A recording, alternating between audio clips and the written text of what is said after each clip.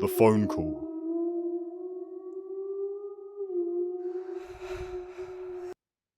Growing up as a kid, I mainly lived with just my mum. At the time, she was a single mother, and I was her only child. Since it was just me and my mum living together, there was nobody who could babysit me while she went to work, which meant I'd have to stay home a lot. This story takes place back when I was 12 years old, and we lived in a small house together.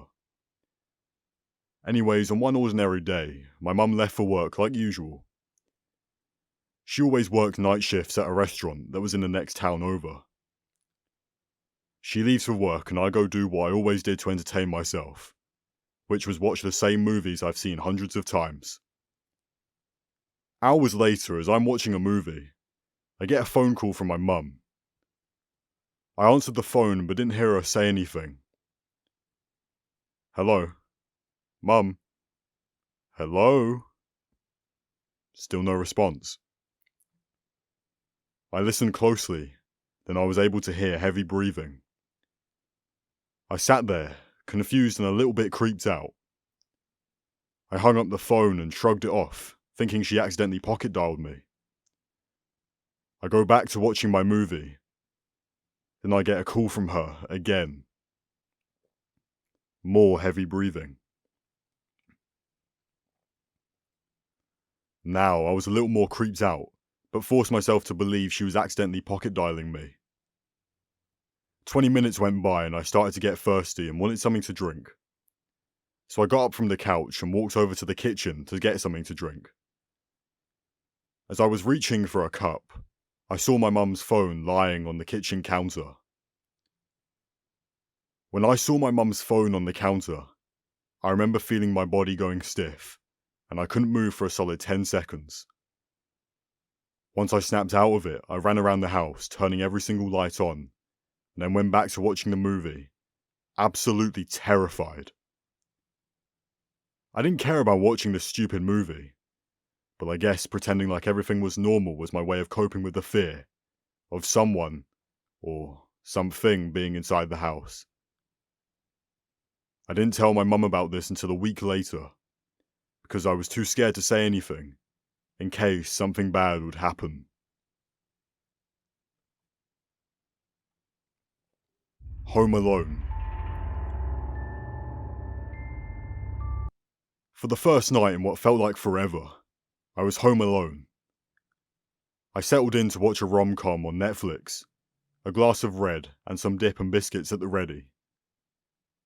I checked my phone as the movie began. A text from Mike, hoping my night was going well. I smiled at the selfie he sent me of him and his brother. I sent him a selfie back, showing off my comfy position on the couch. I told him I was having a great night, and I loved him. Mike had been hesitant about leaving me alone for so long. I mean, I couldn't blame him. My depression had been particularly bad at one stage, but I was feeling better than ever, and he obviously noticed it too. Agreeing to go out of town with his brother for the night was a big step for someone who got me basically babysat every time he needed to go out and do something. The movie was cheesy. I fell asleep easily tucked up with my blanket on the couch. Noise woke me. The sound of shattering glass, and then the doorknob unlocking, turning. I felt my heart thump in my chest as I remained still with fear. I reached for my phone, typing out a quick message. I was too scared to call the police in case the intruder heard me, so I messaged Mike, relaying what I'd heard, how scared I was. I was then grabbed from behind, the knife piercing my skin, hot and sharp. I screamed in agony, and a gloved hand flew up to cover my mouth. When he was finished, he threw me down to the floor. His hands wrapped tightly against my throat, and while I struggled underneath, his strength just seemed to grow. I could hear the sounds of sirens in the distance, and he must have heard them too, 'cause he was off. The last sounds I heard were his footsteps sprinting away. As everything slowed and faded to nothing, I smiled. More of a grimace, the pain was real. Taking the painkillers had not helped much, even though he told me they would make it totally painless. But I couldn't be too upset. He'd done his job after all. The life insurance wouldn't allow me to take my own life and get a payout for Mike, but I was determined. He never gave up on me, and even though he couldn't save me, that was impossible, he tried. I wanted him to be secure for the rest of his life, and I didn't want him to know that I'd finally given in. Hearing his wife was murdered in a break gone wrong worked out for all. The guy I met on the dark web got to live out his sick and twisted fantasy. I got to die, tragically and not by my own hand, and make sure my husband would be looked after. A classic win-win in my books. The Screwdriver Killer. In my city, a few months ago, a rumour started to spread about a serial killer who used a screwdriver to painfully stab his victims to death. Apparently, this murder is still on the loose, but I kid you not, I think I'm 100% sure who this killer is, and he lives right by me. Jonathan Tiller is who I'm talking about. He's my neighbour, an old man who's probably in his 60s by now, but you'd be astonished at how strong he still is. He works as a repairman. Guess what repairmen use? Screwdrivers. Not just that, he has an unexplainably evil face. He looks rugged and like he's seen every atrocity on Earth. He doesn't have a wife or kids. He's always silent. You'd always see him working on some hard labour without fail. No one in the neighbourhood talks to him. We all avoid him. I'm pretty sure he has a criminal record as well. You get what I'm trying to say. This guy's presence didn't sit right with me. But how am I going to tell the police? I decided that tomorrow I'll muster up my courage and do it. But now I must sleep. So I went to bed, comfortably snuggled up in it and rolled around in all its coziness.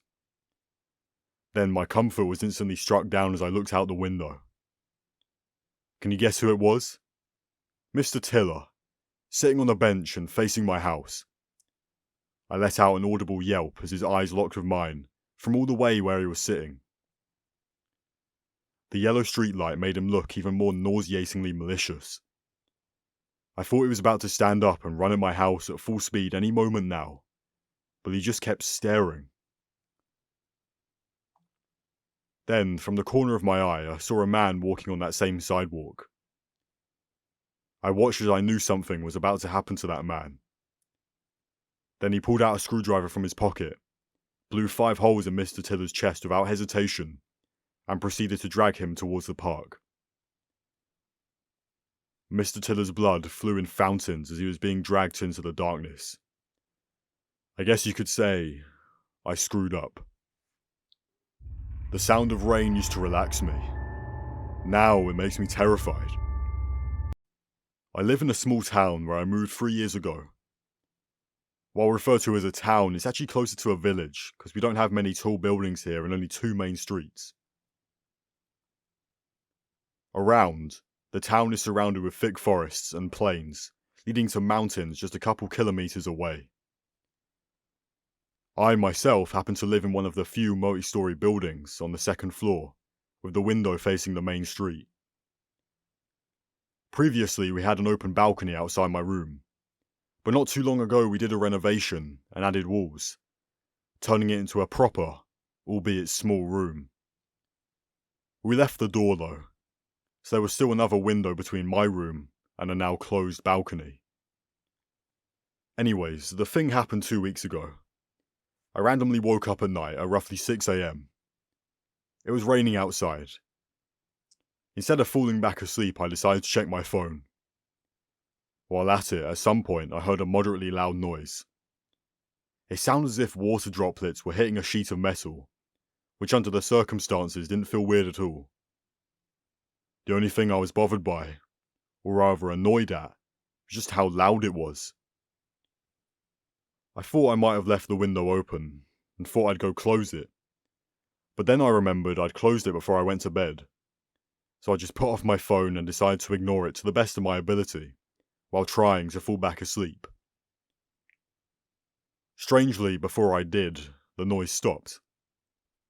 Shortly, it started again, except much quieter, which then didn't bother me at all. The next day, I went to get groceries. As I walked the street, I glanced over my building, the side that my room was facing, looking for what the water was hitting that could cause the noise. Strangely, I didn't see any sheets of metal mounted anywhere. Even stranger, I realised that our windows didn't have a sill installed after renovation. They were just bare windows, mounted into a concrete wall, and so was the case for the neighbouring apartments. I could bet it was a window sill the water was hitting, but now I was left without an idea. A day later, you guessed it, it was raining as well, and just like the last time, I woke up at night. The rain was quiet. That is until I heard the noise again. Wasn't as loud as before. I got curious and at last got off my bed to peek through the curtains. At first I didn't see anything, and shortly the noise stopped. Then there was a pause as I kept looking, and then it happened. I saw something rising outside, as if it was climbing the wall, slowly and carefully. I couldn't make out any details because it was dark, but the silhouette was definitely that of a human head, and a hand with abnormally long fingers. When that thing climbed to the point that I could see its shoulders, it froze. I felt both curious and scared from what I was seeing. The hell? Someone's climbing the building at night? I thought. Could it be a burglar? But what happened next completely terrified me. With its long index finger, it started knocking on the window, making that same exact noise that woke me up the other day. The same sound as if droplets from a surface above were hitting a metal sheet at a constant pace. I couldn't move. I just kept staring at it through the opening in the curtains. It kept knocking for roughly half a minute before it finally stopped and froze again, looking inside the window. After a short pause, it started climbing again. That was when I realised it was completely naked, and the figure was skinny too. It climbed the wall effortlessly, like a gecko would climb on glass. And then shortly after, it happened again. Same noise except quieter, as if it was knocking on the window above. And then again, but one more floor higher. I've got no idea what it was and why it was doing what it did to me. Could it be trying to lure out the people inside? Did it see me, or was it too dark for it to notice me? I'm pretty sure what I was seeing wasn't a dream, however. I did hear that a kid went missing a week before my encounter, though I didn't give it much thought at the time. At any rate, closing all the windows and curtains is the first thing I do now before I go to bed. The rain is not the same for me anymore. I used to enjoy rainy weather, and that thing took it from me. If you hear voices while home alone, run. I was at home. My parents went out to get milk and other things, of course. I suddenly heard laughing coming deep from my closet. I thought it was my little sister trying to scare me, so I called out, "Scarlet, I've told you countless times that your tricks don't work on me anymore." I suddenly got a text from my parents.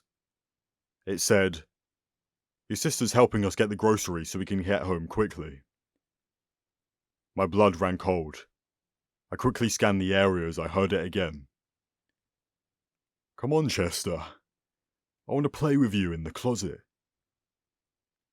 I quickly jumped out of the bed and ran as fast as I could.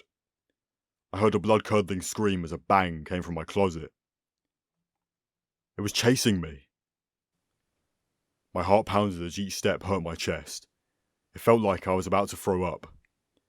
I reached my neighbour's house and banged on the door. They opened the door with worried looks on their faces. I explained everything as fast as I could and they called the cops. The cops arrived and found a naked man in my room. While they walked out with the man looked at me, and his facial expression is something that will haunt my dreams for the rest of my life. He smiled at me with an almost ear-to-ear smile, and mouthed the words, "Good decision." I always sleep with a nightlight, and never stay home alone. One thing always keeps me up at night though. What would have happened if I chose to open that closet door?